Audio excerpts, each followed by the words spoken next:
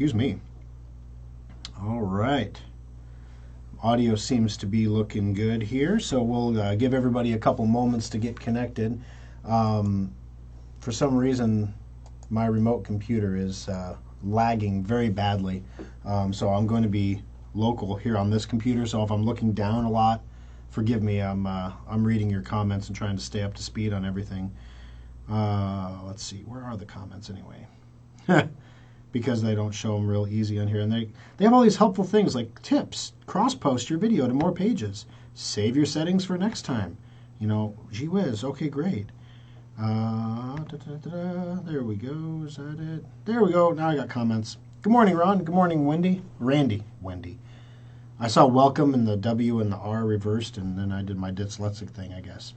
All right, so we're going to give everybody a couple minutes to get connected here before we get the train rolling. And seriously, I had a couple people comment during the radio show that they did not appreciate receiving SMS messages from us. If you are one of the people that don't appreciate receiving those messages, I'm very serious when I say we don't want to force a communication on you that you don't want to have. That's not good service. We don't want to do that. So if you do not like to have SMS text messages, just drop me an email. Any of the shops an email, give us a call. It's literally a button that we click in our system, and you won't receive the SMS messages anymore. And like I said, we're not going to go crazy. We're not going to go all political rock star on you here and send you a message from, team whatever campaign every other day of the week. We sent one for the maintenance checkup sale. Conceivably, the next possible sale that would be a fit for an SMS message would probably be Safe Upgrade, when that happens later in the second quarter. So think like September-ish. There's not really any, we're not going to send SMS messages for anything else. We might send emails. They're a little less intrusive, but SMS messages, they ding on your phone and they make you look at your phone. And if you don't appreciate that, then we don't want to be those people. Everybody wants a piece of your attention. We only want to grab a piece of your attention if we can genuinely say, this is something that you need to pay attention to. And part of that is the way we try to data mine the people we contact. So, for example, if you already purchased a maintenance certificate, you didn't receive a communication from us because we didn't unless you purchased it like that morning and then, we'd already generated the list, We didn't want to communicate with people that we didn't need to communicate with. That had already made a purchase, that had already decided where they wanted to be part of the sale, or people that have said in the past they don't want to receive those communications, and we obviously did not send them any communications. So it's and then the one gentleman during the show commented he didn't like that the SMS was not cool. So I was literally able during the show, during a commercial break, to unsubscribe him from SMS, so he won't receive them anymore. So hopefully that was what he intended to have done. It's like, it wasn't cool, but I want them. It wasn't cool. Let's see here. Going down to comments. Good morning, Mary. Good to have you.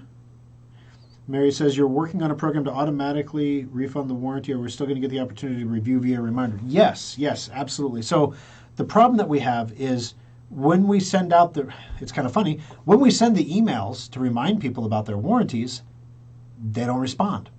And when we send the robocalls, because they didn't respond to the email, they don't respond. So they don't roll it over. Yeah. So it's a problem. Because, we have this program where we're supposed to roll this over. We're supposed to give you this refund, but it requires an interaction. And half the battle in the service business is avoiding the appearance of impropriety, right? So you can have the best business in the world. I talked about an orthodontist that I went to that did a great job on a root canal for me. Literally fell asleep during the root canal. He did a great job. But his staff was terrible. And so it colored the whole experience, right? So you can have the best product, the best service in the world, but it's the small details that if you screw them up. So let's say you're a person 3 years from now that calls us back because their computer is broken, because the battery is broken or whatever. And I think I had a warranty on this, and it was a refundable one, and I think I should still have it. I should have rolled over. People think they automatically roll. They don't automatically roll because the warranties are more expensive to buy later than they are when you buy the computer. So, for example, you buy a computer, you get a $99 extended warranty for 1 year. Once that warranty is expired, you can renew for $125 for an additional year. We're also talking about possibly raising the cost of the warranties. Cost of everything is going up. We're trying to keep the cost of things down, but these are the kind of things that are, you don't have to buy them, right? So you can choose to avoid the inflation, right? But it's silly to not buy them, and we end up refunding them all anyway if we don't use them. So what's the difference? The difference is the cost of the parts that go into to filling the warranties. So there is a cost, like when the woman with the battery, she's going to pay us $125 for her extended warranty from the radio show, and then we're going to put a $125 battery into her computer and then do it for free. So we're losing $125 in labor. So there's the hour that the technician's going to be working on that computer that's just gone. And then the cost of the battery, she'll be paying the same price for the battery as she would, for the warranty. She'll have a warranty for the rest of the year on the computer, so if something else goes wrong, it'll be safe. So she's literally saving $125 by having that warranty that she doesn't actually have, but she should have had. And that's part of the thing is this is a communications job for our team. So when we sell a computer, my staff needs to tell you about the warranty. They need to explain to you that it's a win-win. Like even if you never buy the warranty on anything you buy, if you buy this warranty, you get your money back. And I want them to push that. If you don't use it, you get your money back. It's literally zero risk. Why do we do it? We want to keep you as a customer forever. I want to send you SMS messages forever, right? The best way to do that is that whenever you need a problem, you have a compelling reason to come into us, whether that's because it's under warranty, you can get it fixed for free, whatever the reason might be, you have a compelling reason to come into us. So in a scenario where my staff knows that some people just never call us back and they don't get their refund because they just never call back when we call them. And there's nothing we can do about that, right? Well, now with our new online system, we have a credit on account function, so we can actually refund your warranty to a credit on account that then is automatically used the next time you go to make a purchase. It says you have a credit, and it'll allow you to apply the credit. That way now my staff knows 100% you are going to get your money back if you don't use the warranty. You don't even have to do anything. You don't have to bring in your paperwork. You don't have to call us. You don't have to return a call or a text message or an email or nothing. It just happens. Now, if you want to extend the warranty, we're still going to call you. We're still going to contact you. But the problem is we had this group of people that would never call us back or contact us back, and then they were left in limbo, and we're left in limbo. We owe them this money. We can't give them the money. How do we do this? Because they won't call us back. So now we're just going to apply it to your account like a gift card, and then it stays on your account. And that way we can deal with the people that aren't going to call us back, and we can get them off the books. But the people that want to extend their warranties, because it is a very smart thing to do, as that call evidenced, even for a 1-year-old computer, things can go sideways. Have a warranty on it, especially when you get your money back if you don't use it, because even if you do use it, the hour of labor costs more than the warranty. You're guaranteed to save money. It's like buying a coupon if you need it, and if you don't need it, it's like an insurance policy that you get your money back for if you don't have a claim. It's the best thing in the world. And the whole objective is to keep you as a Schrock customer. So we're getting what we want out of the deal. We are keeping you as a customer by providing you with service and support that just blows away anything you can get anywhere else. So that's the point. So yeah, we're working on further automation of our systems. There's another reason for that. Obviously, labor costs money, and the cost of our people has gone up a lot in the last year. A lot. One of my employees, a 40% increase. Like it's gone up a lot. So as a result, anything that we can do that requires my employees to spend less attempts calling somebody that's not going to call us back, or that we can automatically renew something. Anytime we can do something like that automatically, then that's a win. And so we're trying to use automation behind the scenes so that we can keep the humans focused where you want the humans. We don't have a press 1, press 2 system. If all the humans are on the phone system will answer the phone and ask you to hold. But humans answer the phone at Schrock. Humans greet you when you walk in the door at Schrock. There are no kiosks. There's no type in what you think is wrong with your computer and check it in yourself kind of thing. It is human-centric support. But behind the scenes, where you're not going to interact with anybody anyway, there's no need to have that human there. Right now, we have to have that person there because it's a manual process. We're automating these manual processes in an attempt to become more efficient so that we can stave off price increases, so that we can take market share from our competitors. Funny thing is that literally half of the computer repair companies in Nebraska were for sale before the pandemic. But there was so much pandemic money that was pumped into the economy that all of those computer repair companies are no longer for sale. They all, if they were having financial troubles, they all got a second lease on life. If they were, now they all have loans they have to repay, right? If you took the SBA loans, well, you got a $150,000 loan you have to repay.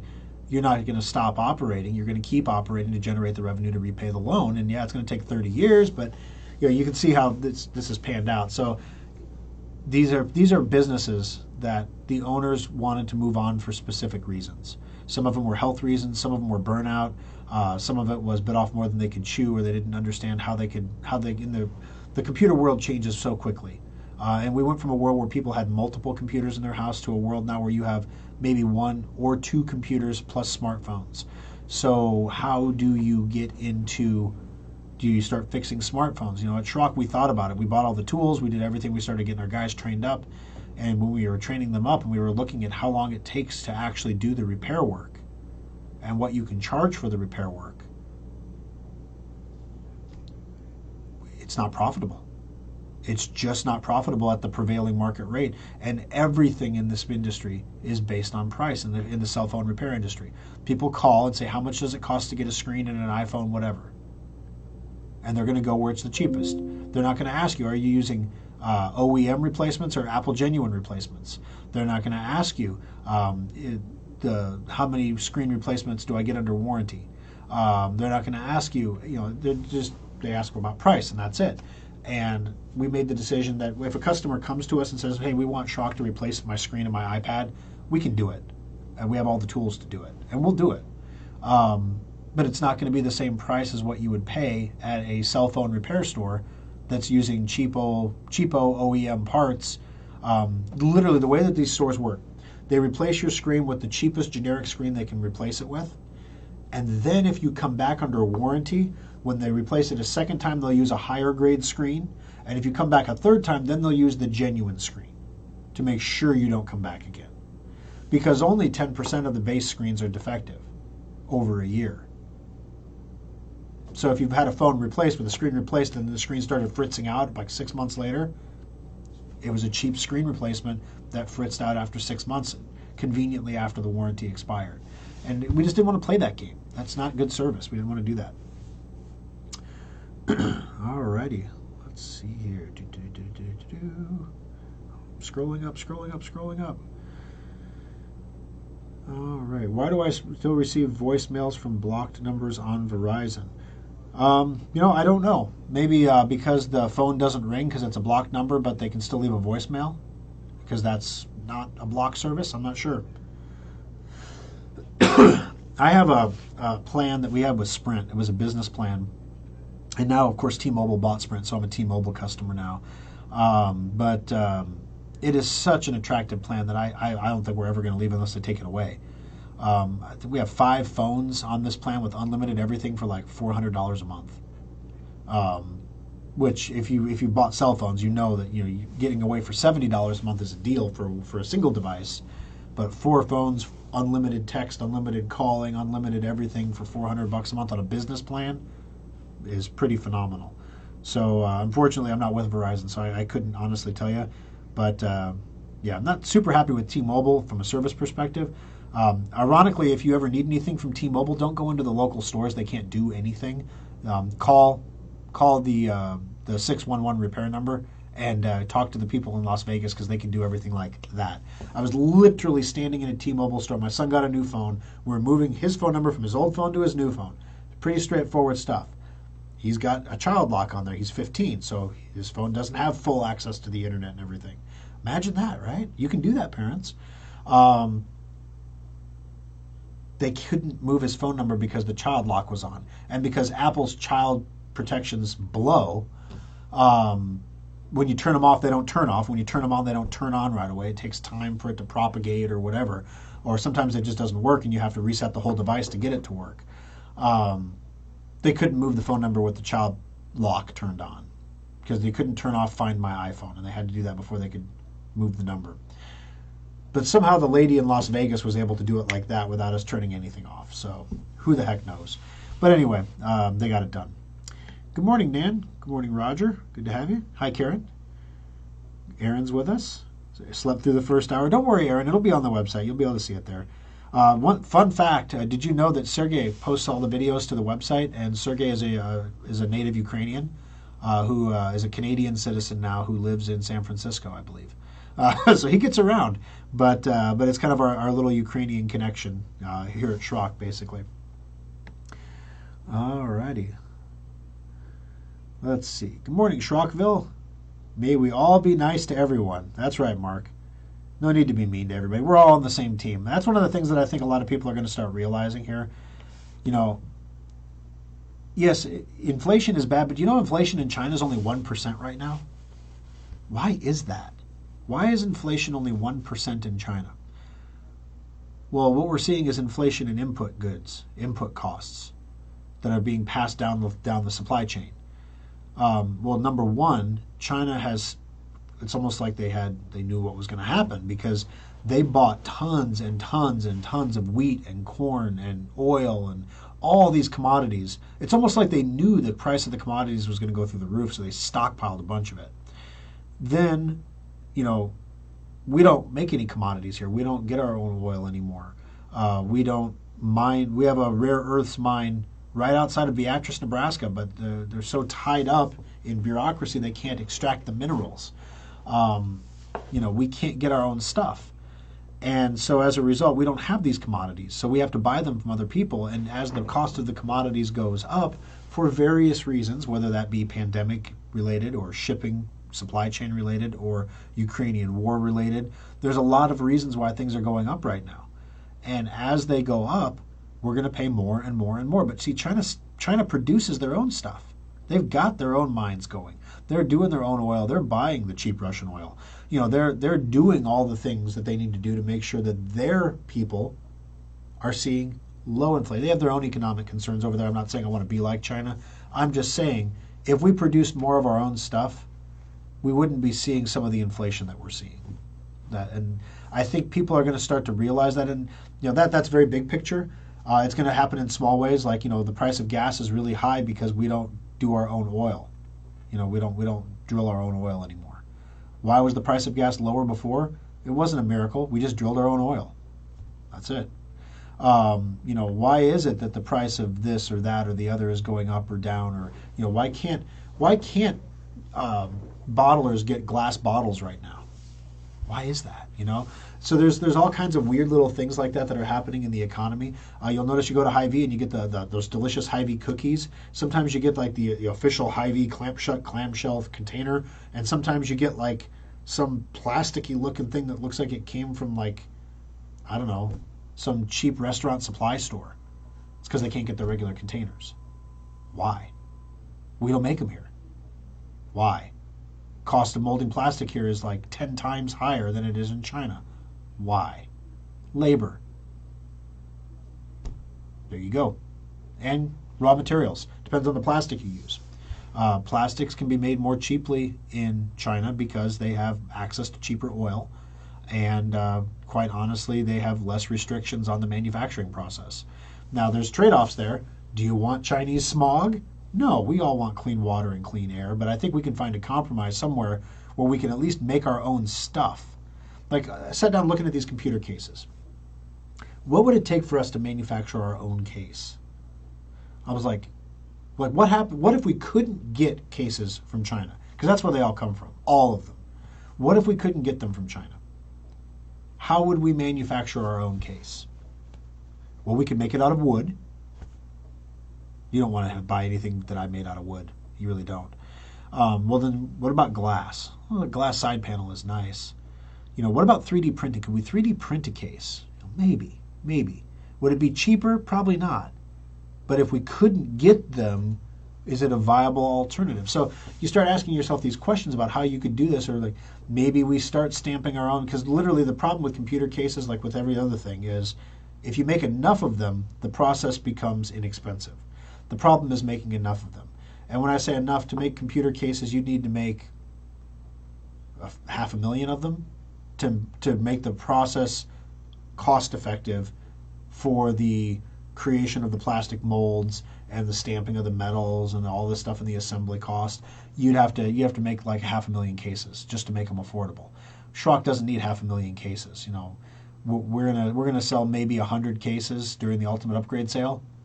We sell like 150 during the holiday special, and then throughout the year we sell 1, 2, 3 a day. So I mean, we don't need 500,000 cases. So it doesn't. We can maybe resell them. The problem is we can't sell them cheaper than you can get them from China. So shoot, what do you do? Especially with shipping cost. So yeah, we have to make some of our own stuff here for sure.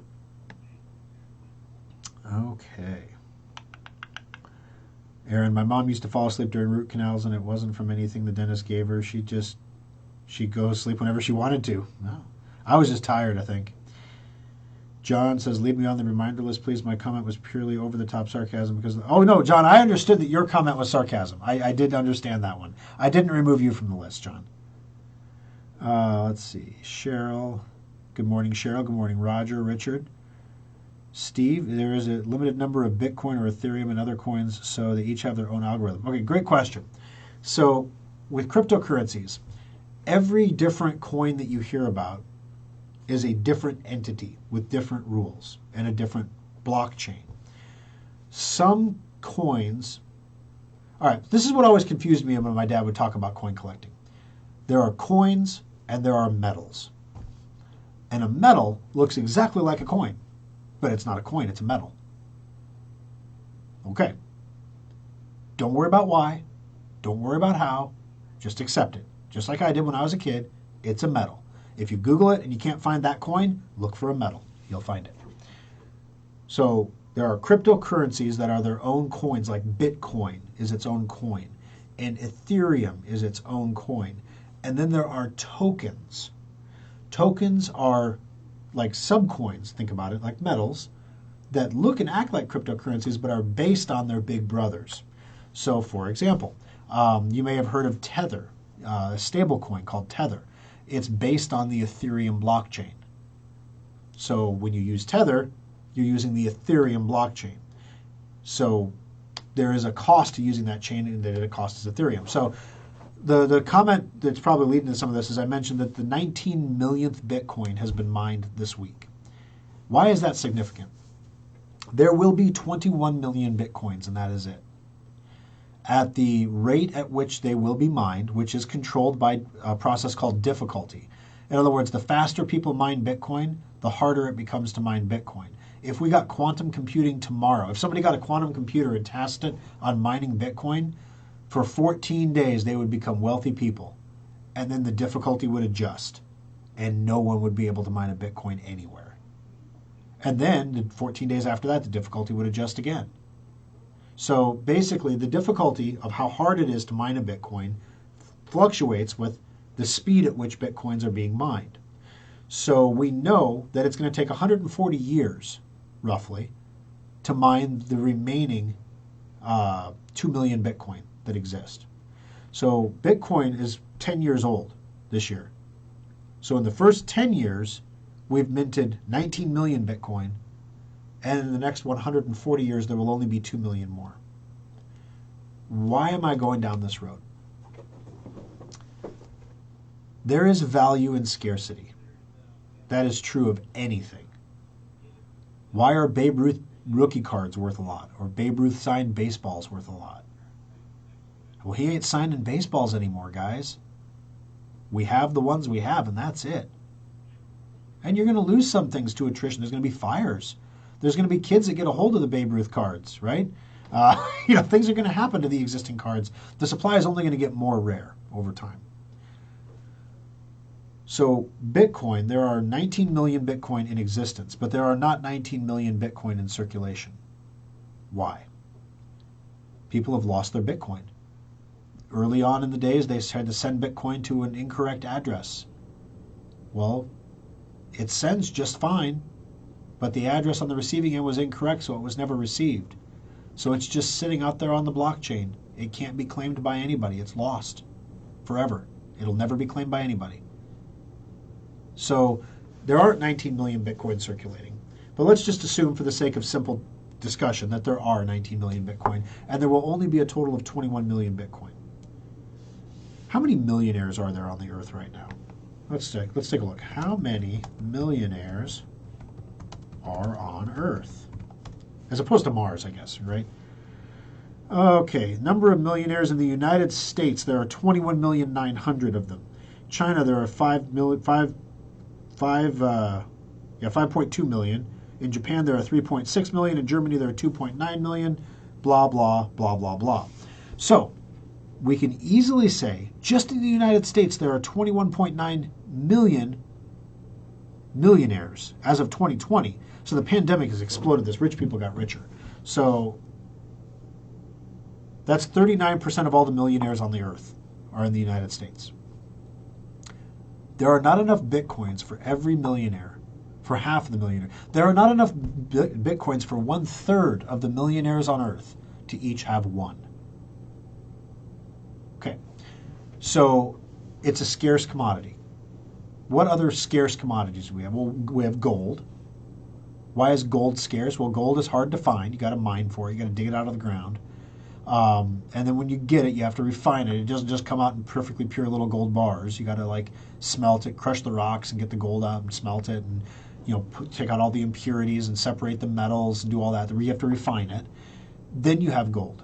Then the gold is purchased and used for applications in jewelry or gold coins or mints or whatever, or electronics, all kinds of different uses for it. Gold can't be created or destroyed. It's always gold. I suppose you could like nuke it or something and atomize it, but it'd still be gold atoms. You just couldn't find them all, I guess. So it's rare, and therefore it's valuable. And so there's some talk that one of the reasons why the Russian ruble has recovered so much of its value in the past few weeks is because Russia has tied the ruble directly to gold. It's something like 19 million rubles is a gold coin, or an ounce of gold or something. 19,000 rubles, I don't know how many it is. 19,000 rubles is a gold coin, I think. 1 ounce gold coin. So Russia has a lot of gold because they are the largest miner of gold minerals in the world. In the whole earth, they mine more than anybody. So they've got a lot of gold. They've got it in warehouses. They've got it in their reserves in country. Right? We can't sanction their gold. We can't take their gold.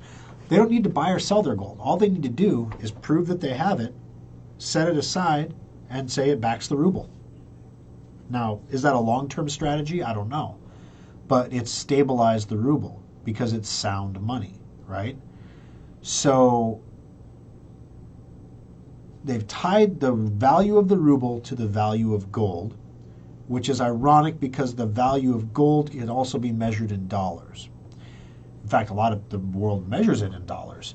So the price of gold can be manipulated by manipulating currencies. So this is what people have been doing for years. This is one of the reasons why gold hasn't appreciated in value like everything else has. It's been monkey hammered continuously. It's not incentivized. They call it a pet rock. It doesn't give you any dividends. Doesn't appreciate. Doesn't give you any earnings. Has no return. It just sits there like a store of value. But it doesn't appreciate. So why would you store your value there instead of a stock that appreciates in value and works for you, or a savings account or a bond or something, that gives you something back. You don't get anything back with gold. You just get risk because it could go down in value. Okay. Those are all the arguments against it. By tying the ruble to gold, they've stabilized the ruble. By requiring countries to pay for oil and gas and minerals in rubles, they are trying to create demand for rubles internationally. Now, a lot of this is a shell game because Europe is going to take euros, and they're going to give the euros to Moscow, who's going to exchange them in country for rubles, because you can't get rubles on the open market right now. And then Moscow's going to keep both the rubles and the euros and send out the minerals, right? So a lot of this is shell game stuff. But what it shows you is that the world is changing and people are starting to realize that the people who make things and the people that have resources that are scarce are the ones who are going to have the power in the next 100 years. The dollar is not going to be a reserve fiat currency for the next 100 years. It's just not going to happen. There isn't going to be a reserve fiat currency. We're going to see, I believe we're going to see an increasing move toward the value of resources, whether those be strategic resources like oil, gas, gold, silver, all the rare earths, whether that's human resources, human capital. One of the things that you're hearing a lot about right now is Title 42 being dropped, where basically during the pandemic, people coming across the border en masse, we can just send them back because, the pandemic. Well, pandemic is officially over, I guess, so the Title 42 is going away. So we have a huge crush of migrants coming, trying to get into the United States. So let's set aside all the emotion for a second on all sides of the issue. There are bad people that are mixed in with the migrants that are going to try to cross the border. However, I don't know if it's the bad. Let's just say at least half of the migrants that are coming across the border are just regular, everyday Joe and Jane, Jose and Maria. They want to come across the border and get a better life. They want to have the opportunity to earn money, to have the opportunity to send their kids to school and not get them shot or recruited into a drug gang or whatever. At least half, right? Look at our birth rate in America. We're not making enough people to even replace the ones we lost before the pandemic. And if you're of the persuasion of people who believes that the vaccines are going to have a negative impact on fertility rates going forward in the future, you will see that we desperately need to add people. Desperately need to add people. In fact, I would say in the next 50 years, you're going to have countries bidding for migrants. Please send us your people. Now, we're getting them for free. Okay. The challenge is, it would be great if we could bring these people in a controlled way where we would know who we're getting and what we're getting, so that we could prioritize, so that we could be a little more discerning and not let the child rapists who've been here 3 times, come back again. It'd be great if we could just keep those people out a little bit. But we can't have a civilized discussion about the fact that we need the migrants and that we need to keep the criminals out, and that let's all admit that there are criminals amongst the migrants and there are migrants amongst the criminals. Right? Can we come to a solution here? And then you get into the emotional side and the outrage and everything builds up and then social media goes crazy and there's never going to be an answer to this. So anyway, the reason I went off on this train is you have human capital. Human capital is a resource. The skill set that your people have. Now, letting a bunch of unskilled migrants into the country doesn't necessarily build your human capital, right? Unless, of course, you have an amazing education system. Then the children of those migrants become your human capital. Unfortunately, we don't really have an amazing education system. So shoot, we got some work to do. We got some things to fix. And the countries that get these things fixed first are going to be the leaders in the next century, the next 100 years. I don't think that Russia is going to be an amazing country in 100 years. No. But they've got tons and tons and tons of natural resources that the world has come to rely on. You can't just take that away. You can't just choose economic warfare instead of physical warfare. And back in the olden days of kings and kingdoms, well, shoot, we would just send our armies over there and we would take the resources. We would take the land. The country would cease to exist, or it would continue to exist with a puppet government under the rule of our king, and the world would go on. We don't do that anymore. Now we have economic warfare. But the problem is we pushed it so far using the dollar as an economic weapon that now people are looking at it saying, should we really even use the dollar anymore? Like, they could do that to us later. Saudi Arabia, you think they want to be on the hook if they decide they want to, maybe fly some planes into buildings or something? And we could sanction them and take away their dollars? No, they don't want that. India, we'd really love to be part of your boycott, but we have to take care of our own people, kind of an India first policy. So we're going to buy the Russian oil. Have a great day. At a deep discount, too. Thank you for that.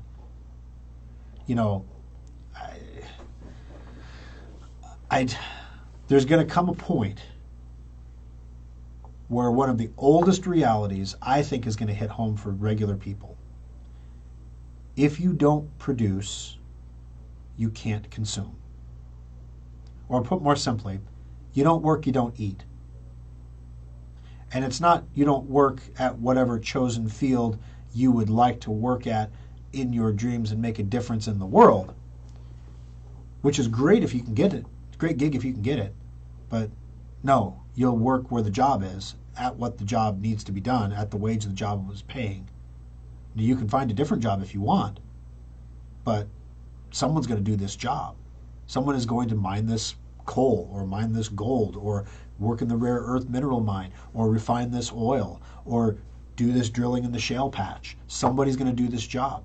And the jobs are going to pay really well because they're producing something of real value. It's not knowledge work. Our entire economy. My son is 15 years old. He took the personality test. He came back as a builder. He will be happiest, according to this personality test, in a life where he produces things. He has a work product that he makes. So we put him in a welding class, and he's having a blast learning how to use a TIG welder. I'm kind of jealous. I kind of want to learn how to weld too. I should go. It's not like I can't. It's not like I can't just it's not like I can go buy all the equipment right now and just go look at a video on YouTube and try to figure it out. It's just not what I do, right? My product, my work product is something different. I'm part of the knowledge economy, which we need, but not everybody can be in the knowledge economy. We paid $800 for a plumber to come to our house, install a shower head, install a spigot on a bathtub, and set a toilet. He was there for 3 hours. $800. We provided the toilet, the seal, the spigot, and the shower head. That was just the labor cost, boys and girls. There's a saying in plumbing, it's either dirt or it's mud, and it ain't mud. Or it's either poop or it's mud, and it ain't mud.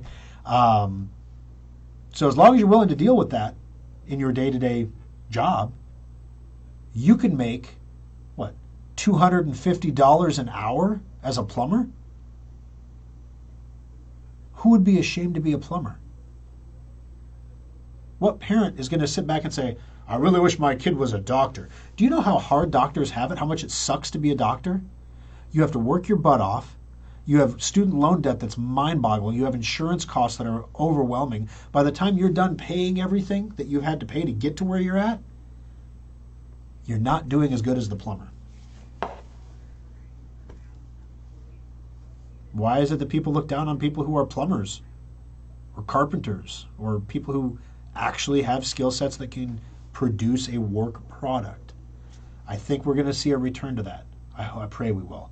Because if we don't, somebody else will. And then we're going to end up like, France or something. We'll just be one of these old foreign powers that was like Spain, At one point, Spain ruled the whole earth, Not anymore. So anyway, limited number of Bitcoin. That's where this whole rant came from. I apologize. So there's a limited number of Bitcoin. It's a scarce resource. We can set aside the fact whether you believe that Bitcoin is actually worth anything. Do you believe that Babe Ruth baseball cards are worth anything? Maybe not. I don't have a particular desire to own a Babe Ruth rookie card. And to me, I wouldn't spend $100,000 on it. It's not that valuable to me. But to other people it is, right? So Bitcoin is a scarce resource that can't be sanctioned, that has no counterparty risk. It is the digital equivalent to gold in those properties. So with gold, you have the rock, or you don't have the rock. You didn't borrow the rock from your friend or anything. There's no counterparty risk. It's not like when I buy shares in a company, I'm risking my money that the company is going to do something to earn me more money. And if the company loses money, I'll lose my money. If you got the rock, you got the rock. No one's going to take the rock away. You can measure the value of the rock in dollars or rubles or whatever you want to measure it in, but it's a rock of gold, and it will always be just a rock of gold. It's a Bitcoin. It will always be a Bitcoin. You can measure the Bitcoin in dollars or rubles or anything you want. The value, as measured in dollars or rubles or whatever you want, might go up or it might go down. But you will always have a Bitcoin if you have a Bitcoin. All right, so somebody did the math. They sat down and figured out, if you have a Bitcoin, and there's two potential world outcomes for Bitcoin, long term. We're talking long term, 25-year outcomes here. Number one, that the new reserve currency, whatever that is comprised of a basket of currencies, this is the most likely outcome because it brings the most people to the table and gives everybody a stake in the game. But if Bitcoin has a stake in that game, the value of a Bitcoin as measured in today's dollars is $14 million for one Bitcoin. $14 million, one Bitcoin. Today's price is $40,000. Let's say crazy stuff happens and Bitcoin becomes the world reserve currency. Bitcoin is the dollar. $23 million a Bitcoin. Because no one will have a full Bitcoin. Everyone will have fractional Bitcoins. Most people are not millionaires. I'm not a millionaire. Most people are not millionaires. But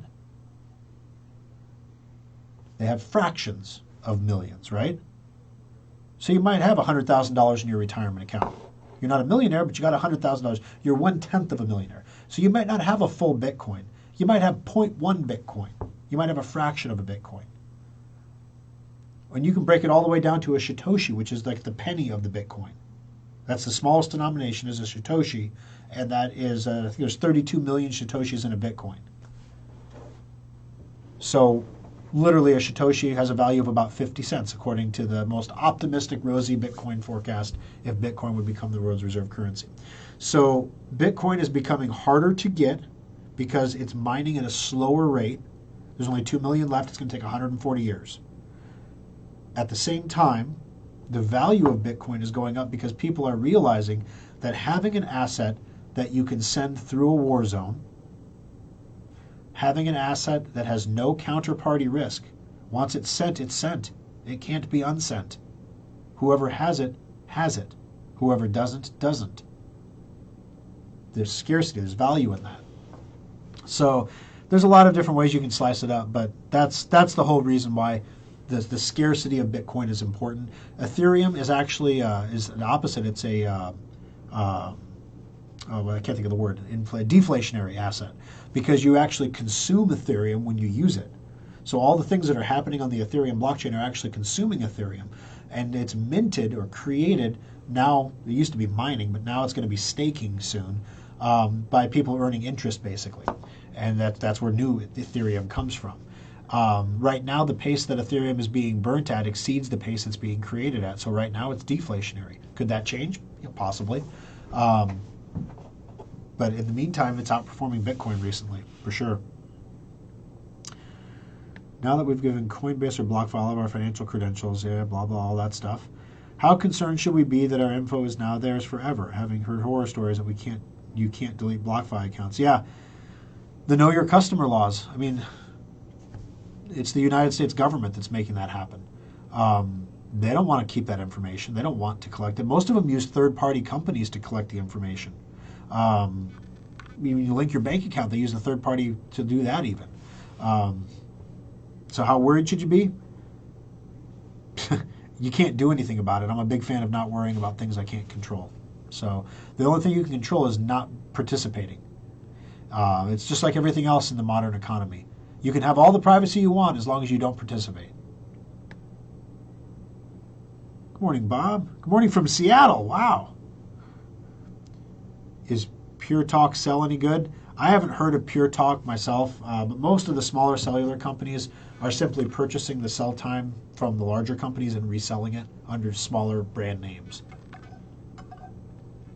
So my guess is you're probably getting the same quality tower that you're getting with everybody else, but at whatever price they're offering it. Pat says, good morning from Northwest Missouri. The lovely Kimberly, they actually didn't need to turn off the child lock. They just didn't understand how to move a phone number without transferring Apple data, trying to start from step one when their computer told them the steps. Literally, there was a screen up on there that said, you must turn this off. And when they clicked continue, it said, you didn't turn it off, must turn it off. And they literally could not, it was like they were locked into a system and they couldn't move through it. But the people in Las Vegas have the ability to just do it, I guess. Is there something wrong with Secure Updater? Mine keeps coming up as red. All right, so it's coming up as red because it's trying to update a program that's open. So for example, if you have Firefox open and there's a Firefox update, it can't install the update because Firefox is open. Some programs we let Secure Updater automatically close. Your browser is not one of them. Because if we close your browser in the middle of you doing something, it tends to get a little annoying. So my suggestion would be to restart the computer, let Secure Updater fully load and install everything, and then if it's still red, give us a call. Let us take a look on the Schrock desk and get it green for you. There's no charge for that, by the way. Would you mind speaking about scam texts that are from a person's own number? Well, I mean, just like you can spoof an email, you can spoof a text message. It's illegal. You're not supposed to do it. But as we all know, lots of places you can do illegal things that you're not supposed to do. So yes, you can send somebody a text message saying it's from a number that's not their number. So this could lead you to believe you got a text message from somebody you know when in actuality it's somebody completely different. Now the thing is though, when you reply to that text message, you're going to reply to the real person and not the scammer. So the text messages, the scam messages that you receive are always going to try to offload you out of the text message somehow. Hey mom, I'm in trouble, I need money, click here to send this Western Union money to me. You know, and you tap the link. Anytime there's a link, always be suspicious. And all you have to do to check it is send a quick message back. Hey, did you just send me a message about needing money from Western Union because you're in prison? Funny story, my dad got a call when he was alive that my son, Jacob, had gone to a wedding in Colorado and had too much to drink and got pulled over and was arrested for DUI, and he needs money for an attorney. And otherwise you were going to provide a court-appointed one, but they're not really good, so you should probably send him some money for an attorney. My dad hung up on the guy because, you know, my son was 6. So if he was in a wedding in Colorado where he drank too much, that's a real big problem. So he knew it was a scam, right? But even with that knowledge that my 6-year-old son was probably not getting sloshed at a wedding by himself in Colorado and driving, he still called me and be like, is Jacob okay? I'm like, yeah, he's fine, Dad. What's going on? Well, I got a call that he went to a wedding in Colorado and got drunk and got pulled over. I'm like, what? So yeah, the scams are out there. There was a big scam about a year or two ago, right before the pandemic, where people would get a call where it's like a crying person, like a crying kid. Mom, I'm in trouble. I need help. And, you know, every crying kid sounds the same, I guess, because, you know, they were scamming people successfully into getting money sent. So pretty crazy stuff. My MacBook keeps doing a weird crash where it starts asking for my keychain password constantly, and I get a spinny rainbow. Yeah, keychain, there's a corruption thing. We've seen this in the service center, and forgive me, I wasn't the one that fixed it, but there is a command that you type into the terminal that basically blasts the keychain and resets it. Then you put your keychain data back in again, but then it stops beach balling on you. So, Aaron, it is something that we have fixed before in the service center. I just don't have the fix off the top of my head to tell you what to type into terminal, but if you Google around, you'll find it. So since the dollar isn't backed by gold, when things get really bad, will there be anywhere to exchange your gold and other precious metals for necessities? Well, that's the thing. I'm not a Mad Max apocalypse kind of guy. You know, I went through my apocalypse phase, and then you realize that there's always going to be currency. There's always going to be a representation of value. The problem is, what's the currency worth? So the dollar will always be here. It's not going to go away. We'll always have the dollar. But the question is, will it be the world's reserve currency? What makes the dollar the world's reserve currency? Well, right now in the world, all the oil producing countries agreed with the United States in exchange for military protection, they will agree to only sell oil in dollars, which means any country on the face of the earth that wants to buy oil from Saudi Arabia must first buy dollars from the United States and then use those dollars to buy oil from Saudi Arabia. Saudi Arabia then uses those dollars to, buy weapons from us or whatever they want to do with them, buy bonds, whatever they want. Recently, though, there's a bit of a problem. You see, Iran wants to get a nuke. You know who Iran's archenemy is? Saudi Arabia, as well as Israel. Saudi Arabia is not really happy that Joe Biden and the administration is pushing this Iran nuclear deal through. And now they're saying, wouldn't it be a shame if we started accepting yuan or rubles for oil instead of just dollars? Hint, hint, wink, wink. We had a deal. You're breaking the deal. If Iran gets a nuke, they're going to nuke us. They can't get a nuke. You're breaking our deal. So we are the engineers of our own demise here. We've weaponized the dollar, which had its uses. Okay, you could utilize a weaponized dollar to a point, but if you rely on it in place of kinetic warfare, we're going to sanction Russia to make them change their behavior instead of bombing them into oblivion until they change their behavior. Because it's more civilized to do it with an economic war than it is with, no one dies during an economic war. Well, look at all the people that died in Iraq during the sanctions, all those people that couldn't get medicine and stuff. The people take the brunt of an economic war, not the leaders. Look at North Korea. No, and I'm not saying we need to go blow up North Korea or Russia. That's not what I'm saying. But I saw like a report that said that since the beginning of this thing, we've sent something like $2 billion of aid to the Ukraine. Again, let's take our emotions out of this for a second and look at the raw facts. Russia invaded Ukraine because they want the land and the resources. The Ukrainians are fighting back to preserve their country, basically. The United States doesn't really like Russia, likes the Ukraine more. Ukraine is just as corrupt as Russia is. In 2014, there was a coup that overthrew the sitting government. It was a Russian-friendly government that was overthrown by a U.S.-friendly government, a Western-friendly government. Russia didn't like that. So this is a mud pie, right? I mean, you're not going to play with this without getting splattered. But we sent them $2 billion in the last, since the war started. Where did the $2 billion come from? Why is it that the UK has only sent 100,000 pounds of equipment? Or maybe it was 1 million pounds. It was either 1 million or 100,000 pounds of equipment. Not pounds like weight, but pounds like the monetary unit of England to the Ukraine. But we've sent $2 billion worth because the UK doesn't have the reserve currency. The UK can't just print currency. They have to. They can't inflate their currency, or it will lose its value. But because so many people in the world have to use the dollar, we have some room to wiggle. We can do some crazy stuff. We can run some deficits. We can send $1 billion here or $1 billion there. We can spend $10 trillion of money and not immediately see the inflationary effect of it. But we send everyone in the country a few stimulus checks, and it's overnight inflation because that money is circulating. We simulated the entire U.S. economy for a year just by printing money and didn't expect anything bad to happen. Well, now we've learned the limit of what we can do, right? And that's where this inflation is coming from in a large part. So now, looking at the Ukraine, do we have $2 billion to send to the Ukraine? Furthermore, now I'm a Republican, I'm pro-defense.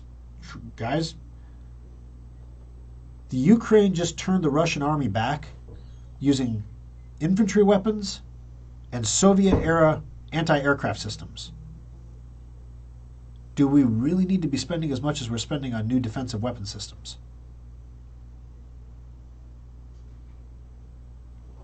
Really? Do we? So I mean, these are questions that we're going to have to ask ourselves if we ever do lose the reserve currency status, because we won't be able to spend what we spend now. The social programs are all going to go away. They're going to get much smaller. Let's put it that way. The massive military spending isn't sustainable. The deployments around the world, though, the endless wars, they're going to come to an end because monetarily they're just not possible to continue. So when I'm saying we need to be a little more conservative with what we're doing with our money, we really want to preserve this world reserve currency status thing. It's a really cool gig if you can get it. We got to stop doing the economic warfare. We've got to stop. We have to restore the faith that if you have a dollar, you have something of value that can't be taken away with the flip of a switch. But instead, we're going in the opposite direction, saying we need to create a central bank digital currency that will let us do exactly that and flip it off with a switch. It doesn't make sense. Unless you're trying to get rid of the reserve currency status. If that's what you're trying to do, then it makes perfect sense. So, I don't know. It's 6 of one, half a dozen of the other, I guess. But that's why Bitcoin is valuable. That's why Ethereum has a value to it. That's why you have younger people turning to something like 49% of men between the age of 20 and 49 own cryptocurrency. So pretty much half of the working age male population of the United States own cryptocurrency. A little bit less for women. Men gravitate toward it more for some reason. I think women are in the 30th percentile. But with that many people participating, whether they say quantity has a quality all its own, that many people participating, it's going to have some value. It's going to have some stickiness. And these people are going to eventually get older. They're going to eventually run for office. They're going to eventually get elected. And when they do, they're going to say, well, what about crypto? I mean, we should totally, why are we fighting crypto? Oh, let's see. Yeah. I didn't hear that Joe Biden told the Treasury Department he wanted a digital currency bill on his desk in 7 months. That's pretty aggressive considering they haven't done any testing. And the last thing you'd want to do is roll out something like that and have it break. That would be bad. But I think in the initial rollout, they're going to have to take the central bank digital currency, the digital dollar, and roll it out alongside cash. You can't just take the cash out of the system. Yeah, you can slowly make it painful to use the cash so that the digital system becomes more prevalent, very much like what's happened with debit cards and credit cards. A lot of people don't carry cash anymore. And as a result, their transactions are all traceable. And everyone's like, well, I don't want the digital dollar because if the digital dollar, everything I spend everywhere will be traced. If you use your Visa or MasterCard, you already got that, bud.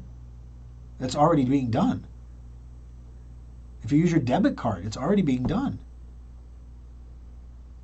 So, yeah, I mean, and Bitcoin is used to launder ill-gotten gains. The U.S. dollar is the #1 tool for money launderers out there. All right. Last call for comments, guys. Let me see if there's anything that I wasn't going to mention that Schrock is hiring in Lincoln. We are hiring front desk. We are also hiring senior technician and junior technician. We've had pretty much a complete turn in that service center. We had Kane, who moved on to another position. Z is going to be transferring to the Omaha Service Center because he's moving to Omaha, and Chris was promoted to run the Des Moines Service Center. So all good things. Everybody moving up and moving on, but it's left us a little thin. So we're shuttling in. It's almost like guest hosts on a radio show. So like, the manager of the Omaha Service Center will come down and run Lincoln for a couple days, and then the manager for, the Papillion Service Center will come down and run it for a couple days, and Thor will be there a day, and Parker will be there a day, and Eli will be there for a couple days, and then, that's the week. So we're currently hiring. We have ads up on Indeed if you're looking for a front desk position or a technician, either junior or senior technician position. Those ads are up on Indeed. I'd encourage you to take a look for them there as well. But I think that pretty much wraps us up, guys. Let's see, the Treasury's been working with MIT for years. Yeah, but they haven't tested anything yet. And that was one of the lessons that the digital yuan showed us, is that you got to test it, because they rolled it out and nobody liked it. Everybody took the free money, but then nobody wanted to use it. Yeah, John, I agree 100%. It's tough. We love it when we get people that pay with cash. But not a lot of people do. Cash, there's no cost to deposit the cash at all in the bank. When customers use checks, the risk is a little bit higher because once in a great while we get a check that doesn't clear. Not very often. And then usually when that does happen, it was an accident because the customer makes good on it real quick. But there's not a cost really to accepting checks. We can even deposit those on our phone. We don't even have to take them to the bank. But then the credit and debit card, depending on the type of card you use, is what a lot of people don't realize. Depending on the type of card you use, it could cost the merchant anywhere from 2% to 3.5% of the purchase price of what you're buying. So if you have like a Shields Rewards card, that's one of the 3.5% ones. Any kind of rewards card that gives you money cash back, they're taking that cash from the merchant to give it back to you. Of course, they take a little for themselves too. But because we're in a world where if you don't accept credit cards, you literally won't get the business. You have to make payments easy. That's why fuel places sometimes have a cash and credit price, because the credit costs more to take, especially if you're filling up 200-gallon tanks of fuel. All right, guys, got to wrap it up. Have a great afternoon. We'll talk to you all again next week. Don't forget to check out the Ultimate Upgrade Sale going on right now at Schrock Innovations while supplies last. Supplies are especially limited on the desktop model because of those cases. But if you pop into the service center and take a look at the case, you're going to love it. It's a beautiful, beautifully engineered, it's the best case we've ever had. And it's in an ultimate upgrade. Who'd have thought? All right, guys, have a great afternoon. We'll talk to you soon.